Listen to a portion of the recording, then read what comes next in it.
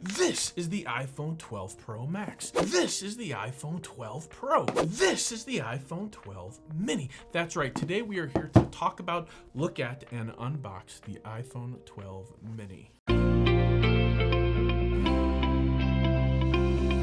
This is not a device that I was planning on buying and keeping. Shh, don't tell anybody. It may or may not end up as a gift for somebody for Christmas. And I went for this different little green color. Here it is. Apple has always this wonderful unboxing experience. Here's that cellophane for you crazy weirdos out there that enjoy that. And here is, whew, I was not expecting that. That is a lot lighter of a color than I actually anticipated.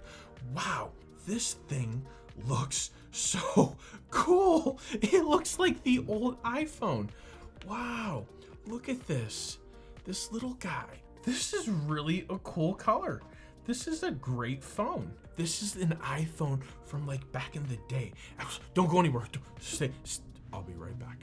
A few moments later. So I don't know what iPhone number this is, but this was Gabe's iPhone when I first met him, where he had the big giant charging case around it because the battery on this was so bad. So in the screen, he shattered it, it broke. Even still, the Mini is bigger than what an iPhone used to be.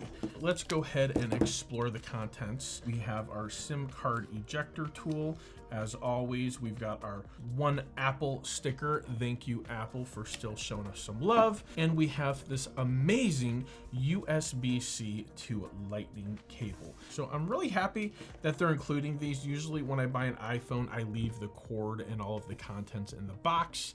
This year, that's a no-go because these are such awesome cables to have. There's been a bit of a drag for me is that my chargers for Android are all USB-C. But then if I went iPhone, unless I was plugging into a brick that I purchased or I had that cord handy that I had also purchased separately, then I had to always bring in extra charging brick. So I commend Apple for taking this step, even though yes, it's saving a big, giant, rich, wealthy company money, but it's still a step in the right direction for reducing waste, reducing packaging, reducing shipping. All these things come into play when I stop and I think about it. So I'll be honest, I don't know how or where I'm gonna fit this into my life right now. I have too many smartphones, too many things. I might end up putting my main work sim in here for a few days just to take this for a test drive because I think the Mini is a very important device. It is appealing to so many different people that otherwise big phones such as this have just eliminated them out of the game. This is the one made for everybody. Just like all Apple devices, it looks amazing. It feels great. I'm really, really glad I picked this up. I might end up liking this more than my 12 Pro Max, if that's even possible. But if that is the case, I might take that back and just kick.